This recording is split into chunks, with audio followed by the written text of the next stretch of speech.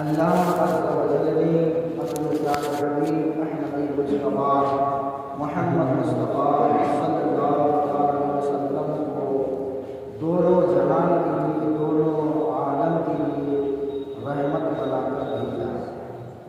رحمت رسول پاک کی ہر شے کے عام ہے، ہر گل میں، ہر شجر میں محمد کا نام ہے۔ وہ ہر شے کی ہر شے کے لیے رحمت کسی عالم میں رہ جاتی، جو ان کی مہربانی ہے، یہ عالم پسند آیا۔ اللہ تبارک و تعالیٰ نے حضور کو رحمت بنا کر بھیجا، اور اللہ تبارک و تعالیٰ دونوں عالم کا رب ہے۔ اللہ فرماتا ہے الحمدللہ رب العالمین، تمام تعریف اس اللہ کے لیے جو دونوں جہان کا رب ہے، رب العالمین ہے۔ اللہ تبارک و تعالیٰ نے اپنے پیارے حبیب احمدی مصطفیٰ محمد مصطفیٰ صلی اللہ علیہ وسلم کو بے شمار خوبیاں، کمالات، معجزات عطا فرمائی۔ ہر نبی کو الگ الگ خوبیاں عطا فرمائی۔ تمام انبیاء کرام اور رسولان اعظام اس دنیا میں رحمت لے کر آئے۔ حضرت آدم علیہ السلام سے لے کر حضرت شیس علیہ السلام تک، حضرت نوح علیہ السلام، حضرت ابراہیم علیہ السلام، حضرت عیسیٰ علیہ السلام، تمام رحمت لے کر آئے، مگر حضور صلی اللہ تعالیٰ علیہ وسلم کو رحمت بنا کر بھیجا۔ حضور صلی اللہ تعالیٰ علیہ وسلم پوری امت مسلمہ کے لیے رحمت ہے۔ پچھلے زمانے میں، پچھلی امتوں میں اگر لوگ گناہ کرتے تھے، گنہگار ہوتے تھے، تو ان پر عذاب عام نازل ہوتا تھا، یعنی کچھ لوگوں کی وجہ سے پوری امت پر، پوری قوم پر، پوری آبادی پر اللہ تبارک و تعالیٰ کا عذاب نازل ہوتا تھا۔ قوم عاد، قوم سمود، قوم لوط، بنی اسرائیل، تمام امتوں کو اگر ہم دیکھتے ہیں قرآن میں، اللہ تبارک و تعالیٰ نے ان کے عذاب کا ذکر فرمایا۔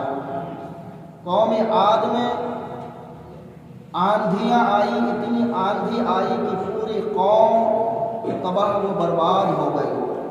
قوم سمود میں زلزلے آئے، اور اتنے بھیانک زلزلے آئے کہ پوری قوم تباہ و برباد ہو گئی۔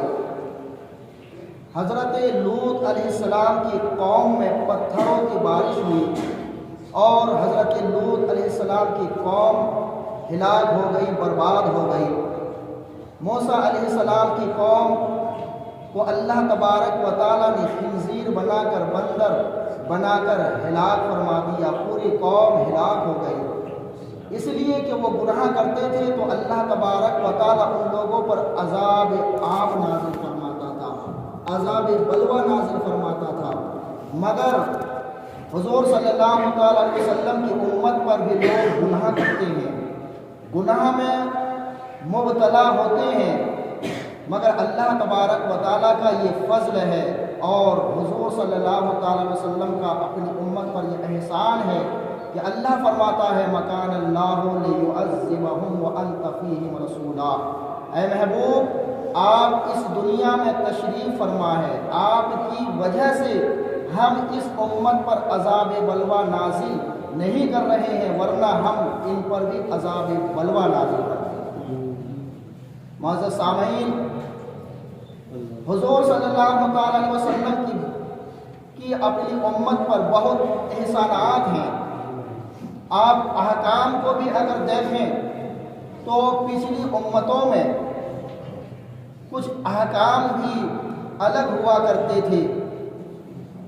پاکی ناپاکی کا یہ مسئلہ تھا کہ پچھلی امت میں اگر کپڑے ناپاک ہو جاتے تھے تو وہ کپڑا کاٹ کے پھینک دیا جاتا تھا، اور ان کی عبادت گاہیں مخصوص تھی، نماز کے لیے وہ مخصوص مقامات میں ہی عبادت کر سکتے تھے، مگر حضور صلی اللہ تعالیٰ علیہ وسلم کی امت کے لیے اللہ تبارک و تعالیٰ نے پوری زمین کو پاک فرما دیا ہے، طیب و طاہر فرما دیا کہ اب پوری زمین پر، زمین کے جس حصے پر چاہیں جو پاک ہیں اس پر وہ نماز پڑھ سکتی ہیں۔ تو بہت سے احکامات الگ الگ ہیں۔ پہلی امت کے لیے یہ عذاب تھا کہ اگر وہ گناہ کرتے تھے کھلے عام تو بعض موقع پر اللہ تبارک و تعالیٰ ان لوگوں کے چہرے کو مسخ کر دیتا تھا۔ قرآن شریف میں اس کا ذکر ہے، ان کی شکل بگاڑ دیتا تھا، مگر اس امت میں اللہ تبارک و تعالیٰ نے توبہ کا دروازہ کھلا رکھا ہے کہ بندہ اگر توبہ کرتا ہے تو اللہ تبارک و تعالیٰ معاف فرما دیتا۔ یہ حضور صلی اللہ تعالی وسلم کی رحمت ہے۔ حد تو یہ ہے کہ کفار مکہ نے حضور صلی اللہ تعالی وسلم پر بے شمار ظلم و زیادتیاں کی، کفر شرک میں مبتلا رہے، بے شمار کفر شرک کرنے کے باوجود حضور صلی اللہ تعالی علیہ وسلم نے ہمیشہ کفار مکہ کی ہدایت کے لیے دعا فرمائی۔ جنگ احد کے موقع پر کفار مکہ نے حضور صلی اللہ تعالی علیہ وسلم پر اتنی ظلم و زیادتی کی، اتنی ظلم و زیادتیاں کی کہ حضور صلی اللہ تعالی وسلم کے اوپر پتھر پھینکے گئے اور پتھر سے حضور صلی اللہ تعالی وسلم کو اذیت پہنچائی، تکلیف پہنچائی، جس سے حضور صلی اللہ تعالی وسلم کا ایک دانت شہید ہو گیا، اور دانت شہید ہونے کے بعد خون سے آپ کا چہرہ رنگین ہو گیا، خون آلود ہو گیا۔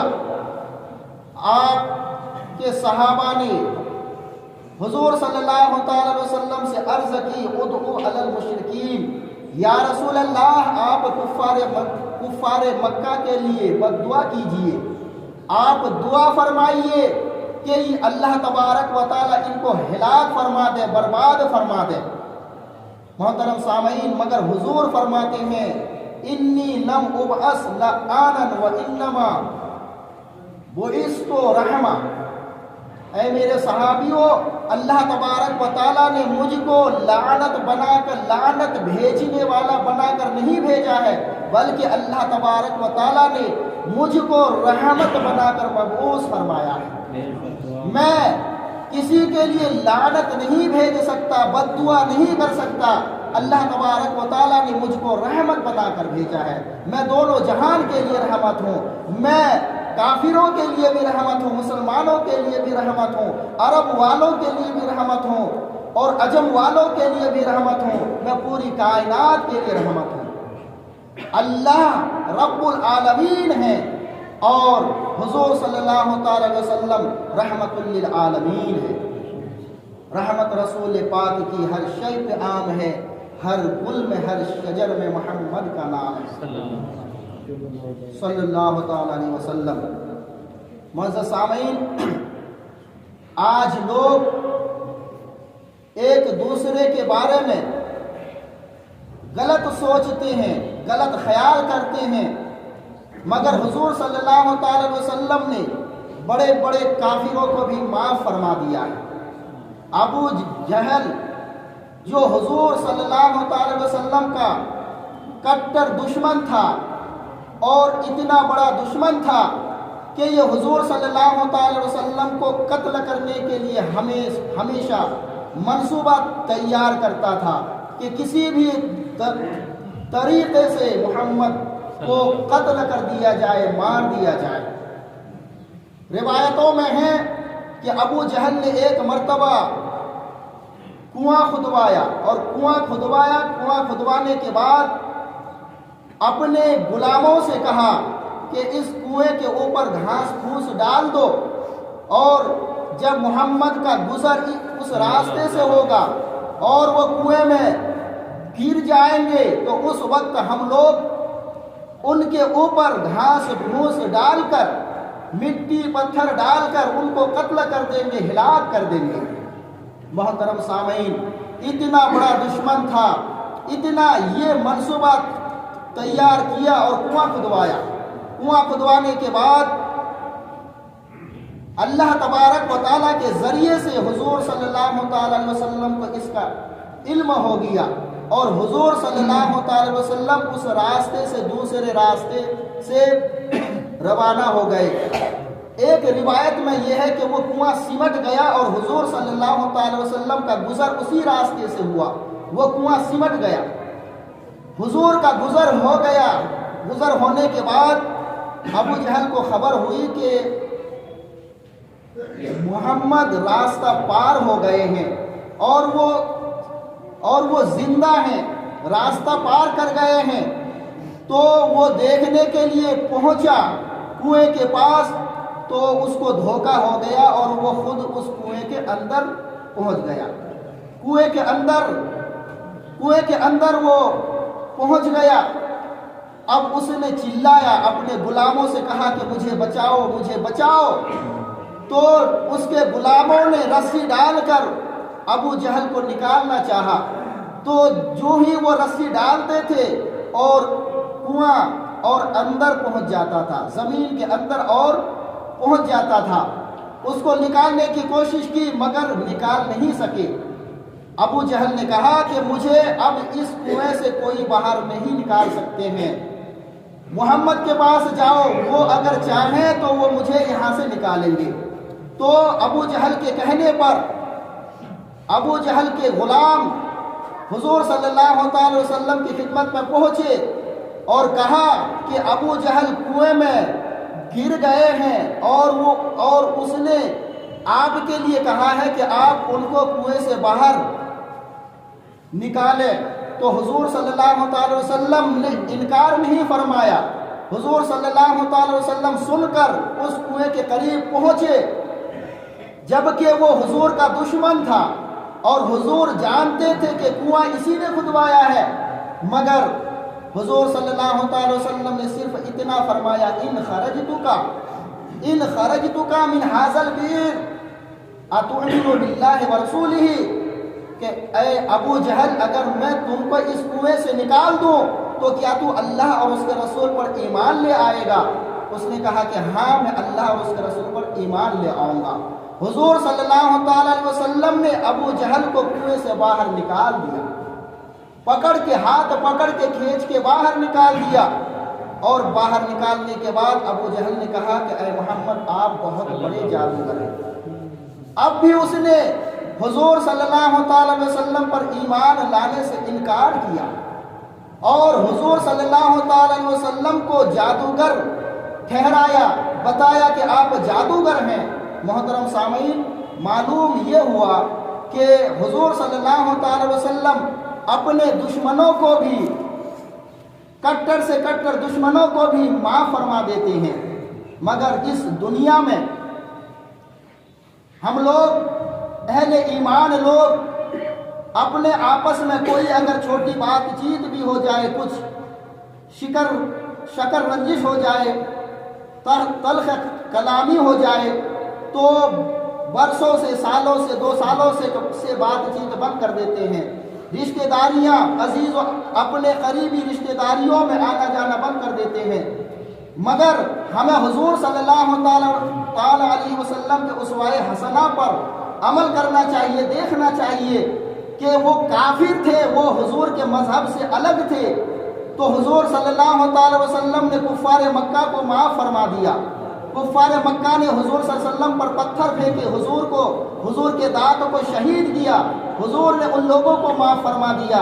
اگر کسی کی 2 جانب سے، 2 فریقین میں سے کسی ایک جانب سے بھی اگر کوئی غلطی ہو جائے تو اس کو صلح کر لینا چاہیے، اور بہترین شخص حدیث شریف میں یہ ہے کہ اس دنیا میں، حدیث شریف میں ہے کہ بہترین شخص وہ ہے جو اس دنیا میں فریقین میں عدل کی بات کرتا ہے، انصاف کی بات کرتا ہے۔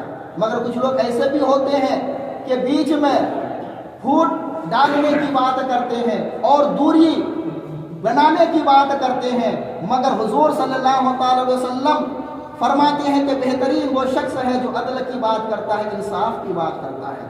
محترم سامعین، یہ بات ضمناً ذہن میں آ گئی تو میں نے عرض کر دی۔ مطلب یہ ہے کہ حضور صلی اللہ تعالی علیہ وسلم کا اپنی امت پر بہت احسانات ہیں۔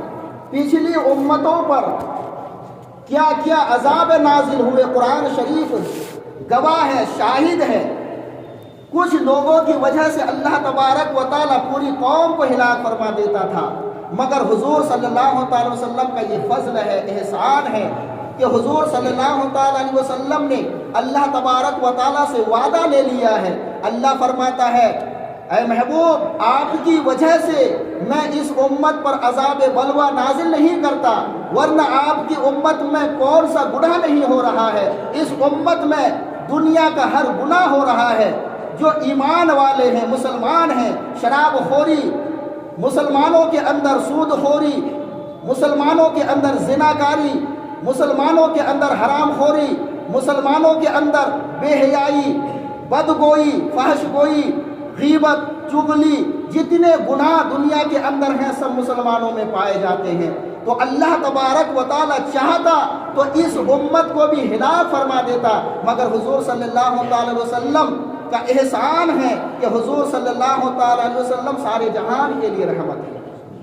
اللہ فرماتا ہے، وَمَا أَرْسَلْنَاكَ إِلَّا رَحْمَةً لِّلْعَالَمِينَ، اے محبوب، ہم نے آپ کو دونوں جہان کے لیے رحمت بنا کر بھیجا ہے۔ جہاں جہاں تک میری خدائی ہے، جہاں جہاں اللہ فرماتا ہے، جہاں جہاں تک میری خدائی ہے، میری رسائی ہے، میری پہنچ ہے، میں دونوں جہان کا رب ہوں، میں رب العالمین ہوں۔ یا رسول اللہ، آپ رحمت للعالمین ہیں، وہاں تک آپ کی رحمت ہے، آپ کی رسائی ہے۔